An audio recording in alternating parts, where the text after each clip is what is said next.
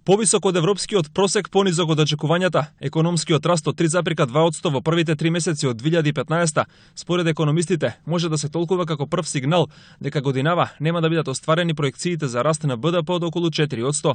Ова е резултат кој не треба да не радува, но од друга страна, дури би било добро ако растот од 3% се задржи до крајот на годината, вели универзитетскиот професор Никола Поповски. Првите податоци треба да ги третираме овие за првите 3 месеци како податоци кои укажуваат дека проектираната стапка нема да се оствари, затоа што во вториот и во третиот квартал заради политичкава криза очигледно дека ќе дојде намалување на стапката, можеби и испод 3.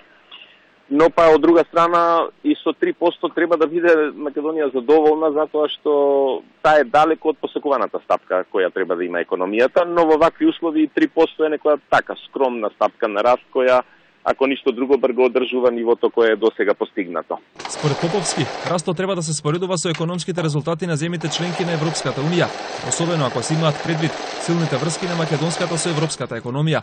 Резултатите што пред неколку дена ги објави Евростат покажуваат дека во првиот квартал неколку членки на ЕУ оствариле раст над 4%. Тоа што владата постана го потенцираше дека сме први според стапката на раст веќе не е, значи ние сега сме веќе некаде на 10-то место во Европа. Многу европски држави од Европската унија покажаа стапки на раст меѓу 3 и 4% во првото тромесечие.